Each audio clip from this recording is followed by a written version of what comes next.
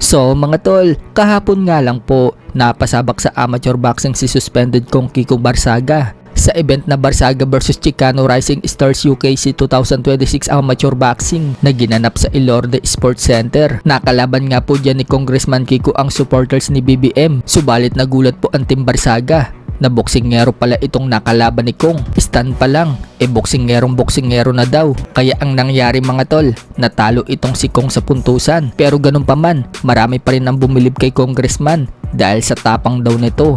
At may isa daw itong salita. Pagkatapos po ng laban, mukhang tanggap naman po ni Congressman na talo siya. Sinabi po kasi niya sa post niya na babawi na lang daw siya next time. Request naman po ng mga netizen, sa susunod daw, Kiko Barsaga vs Sandor Marcos naman daw ang maglaban.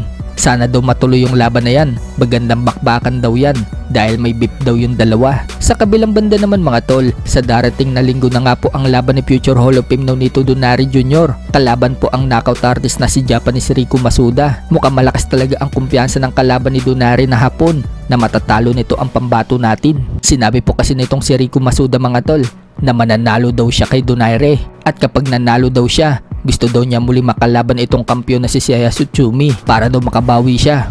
Dati na po kasi nakalaban ni Masuda itong si Seiya Tsutsumi at si Tsutsumi nga lang po ang tumalo dito kay Masuda. Kaya gustong gusto makabawi ni Masuda at agawin niya ang titulo ni Tsutsumi. Pinapractice na nga po ni Masuda mga tol ang one hit kill niyang left straight. Yan po yung dating nagpabagsak kay Jonas Sultan. Pati yung jab, pinapalakas na rin nito. Pinagmalaki din ni Masuda na mga Mexican fighter na sa world ranking daw ang nakaka-sparring niya. At binunyag din niya na nakakatanggap umano siya ng advice mula sa dating naka-sparring ni Donaire na si WBO Asia Pacific Featherweight Champion Fujita Kenji. So may mga gumagabay pala dito kay Masuda kung ano yung dapat niyang gawin.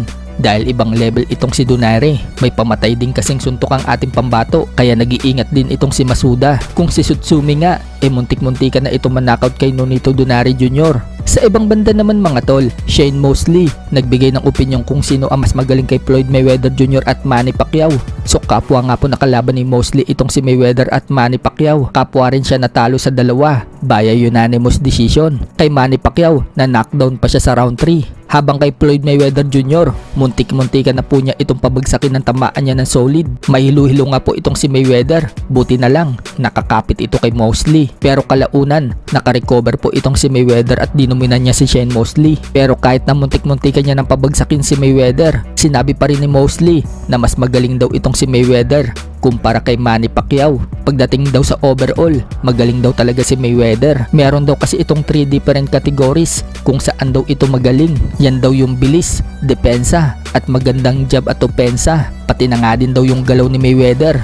At yung angles napakatindi. So anong masasabi nyo mga tol sa pahayag ni Mosley? Ngayong September 19 na po ang rematch ni Mayweather vs Pacquiao na magaganap sa Las Vegas at mapapanood ng live sa Netflix.